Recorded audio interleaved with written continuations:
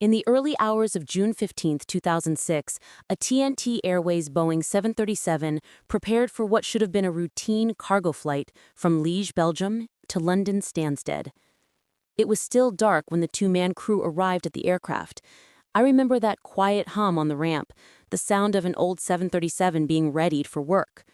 The cargo was loaded, the paperwork complete, and the weather looked mostly good. But a single line in the forecast mentioned possible morning fog at Stansted.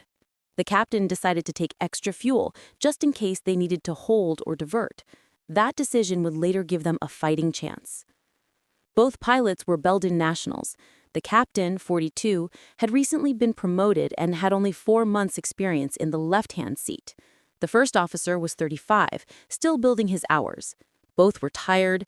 Night cargo work often meant fighting the body's natural rhythm, but they were competent, professional, and ready. At 5:05, Flight 325 rolled down runway 23 left. The engines roared, lifting the aircraft into a gray European dawn. Once airborne, the flight was smooth. They settled into cruise at 24,000 feet and began planning the short descent into England.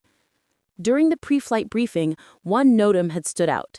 The instrument landing system at Stansted was out of service.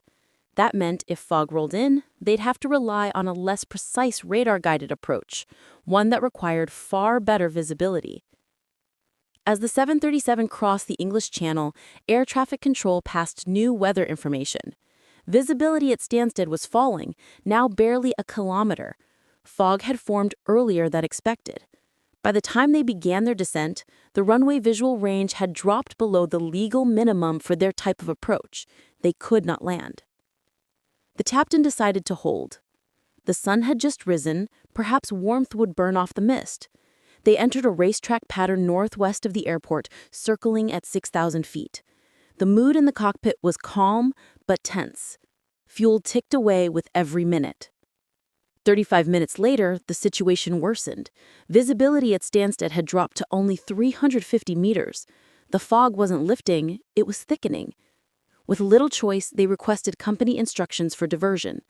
Operations eventually replied, divert to East Midlands.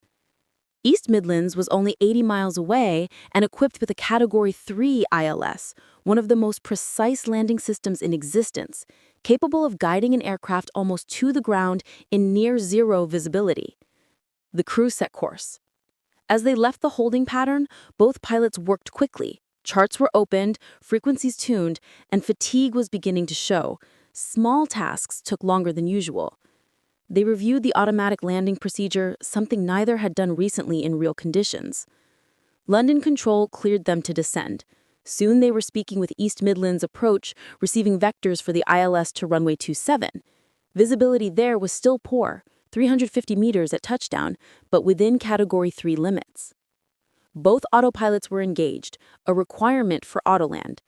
The 737 began tracking the invisible radio beams toward the runway. Outside, nothing could be seen, only darkness and fog. At 500 feet, the radio altimeter called out through the quiet cockpit. Then came an unexpected message from the tower.